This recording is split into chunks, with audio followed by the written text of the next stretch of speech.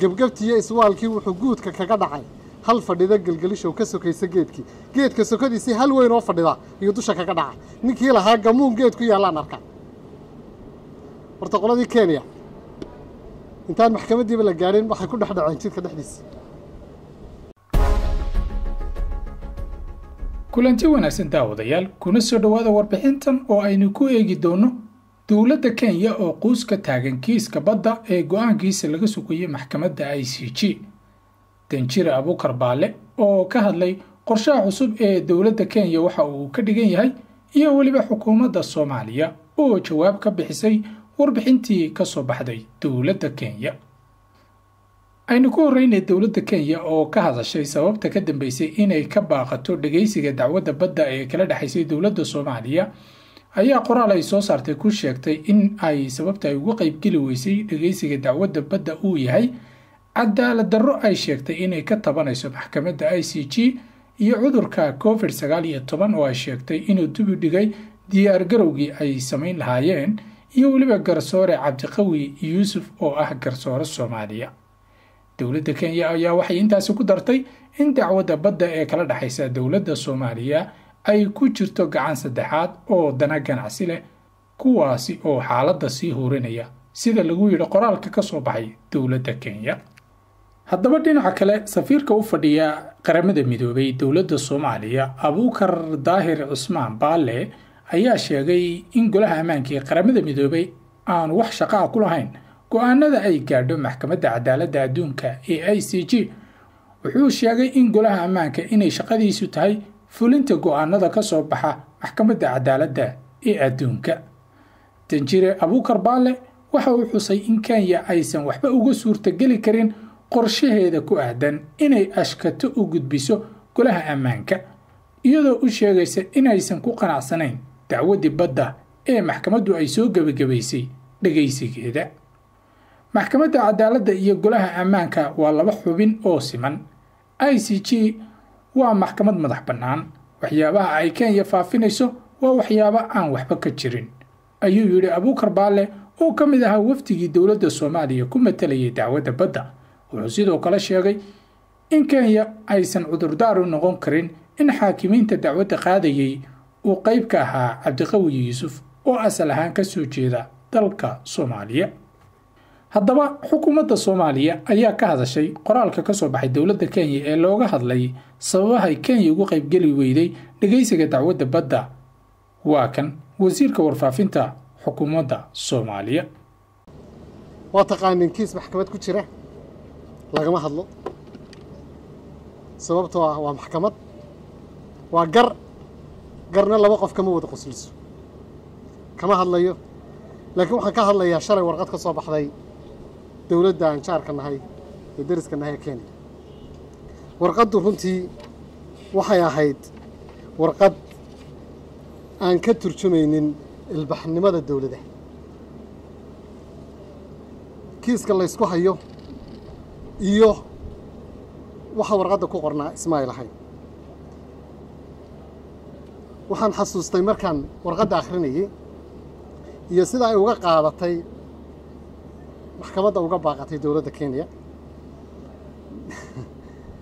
nin odaya oo weynaaday oo cimriyay ayaa wuxuu arkay nin dhalinyaro ah oo tacab ku jiro oo beer falayo marka gabadh qurux badan oo u doonan tahay marka wuxuu rabay inuu gabadha ka qaado gabadhii wali ma guursan oo gabadh buu rabay inuu ka qaado marka si uu isu muujiyo inuu nin dhaqaale haysta yahay nin indhabeel baa la oran jiray indhool la wahaa indhihiisuna fiiqan yihiin gamuun buu geed ku soo taagay ama falaan markuu geedkii ku soo taagay ayuu wuxuu ku yiri gabadhiisu uu isaga dhaadhiciyo inuu nin khatar yahay geedkaas waxa guntiisa ku taagan ma gamuun ku jabayba ma falaan ku gananba ma atoor gadooda geesii mid kaga tagay bal geedka waxa ku yaala sheeg dadkii waa isugu yimaadeen geedka halka ku yaala garanaya waxa ku yaala isaga ku soo muday moogta dabadeedna ina Kenya buu wuxuu tusayaa inuu nin khatar yahay oo inda fiiqan wax kasta arkaya intii ay sii socdeen baa soo intuu ka soo maqnaa hal geel ah baa geedkii iyo dadka dhexdoodii fariisatay gebgabtiyo iswaalkii wuxuu guudka kaga dhacay hal fadhida gelgelisho ka sokaysa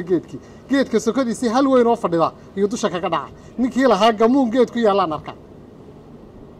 horta qoladii Kenya intaan maxkamadiiba la gaarin waxay ku dhaxdhaceen jidka dhexdiisa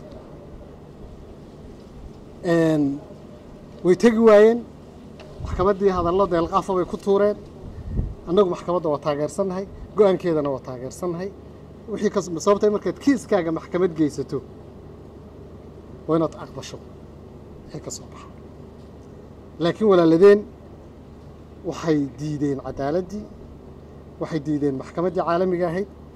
waxay ku doodeen in maxkamaddu aanay tixgelin 2009 heshiiskii dhacay warqadoodii shalay waa wada akhrideen qodobka saddexaad waxay yidhahdeen maxkamaddu ma tixgelin MOU-gii 2009 dhacay oo ay ahayd inaanu bannaanka ku heshiino ay Soomaaliya aqbashay Soomaaliya ma aqbalin 2009 golaha shacabku unanimously aqlabiyad bay ku diideen MOU-ga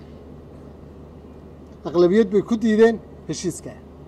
sidaa darteed waxaan u sheegaynaa dawladda Kenya Soomaaliya inaanay marna aqbalin heshiiska ay ku doodayaan ay leeyihiin maxkamaddu ma tixgelin marka noo eego qodobkooda saddexaad waxay nagu tilmaameen expansionist dad raba inay Kenya qabsadaan ma nihin dad raba inay weeraraan ma nihin waxaanu nahay dawlad nabadeed dal nabadeed dal jecel darisnimada laakiin haddaanan intaa jeclayn maxkamadba maanaan tagnay peacefully and according with justice in cadaalad iyo qaynuun lagu kala baxo oo aniga idinku lahaa ilbaxnimadu waxay ku jirtaa sharciga oo lagu kala baxo waxay yidhaahdeen annagu diyaar ma nihin warqadooda saasaa ku qornay annagoo diyaar ahayn baa nala gaaday qodobka 14aad 2016 2015 2021 hadda marayno 6 sanadood waxa lagu diyaarin waayay ma aqaan waxa lagu diyaarinaya hadda 6 years haddaad ku diyaar garoobi weyday waxaasoo dhan waxaanu arkaynaa dad aan cadaalad rabin laakiin annagu cadaalad baan rabnaa derisnimo wanaag baan rabnaa nabad baan rabnaa waxaan rabnaa in lagu kala baxo sharciga waxaananu ka warsugaynaa maxkamadda cadaaladda adduunka iyo go'aankeeda waxaan ku soo gabagabeynayaa waxaan rabaa halkan inaan uga diro salaan hambalyo iyo mahadnaq tiimkii difaacayay baddeenna ee joogay heeg ee uu hogaaminayay ra'iisul wasaare ku-xigeenku Mahdi Guuleed looyaradii iyo xubnihii dawladda ka socday ee ka qayb galay ee aan nasan habeen iyo maalin ee soo jeeday ee u soo jeeday dhacsashada xuquuqda Soomaaliya aad iyo aad baa u mahadsantihiin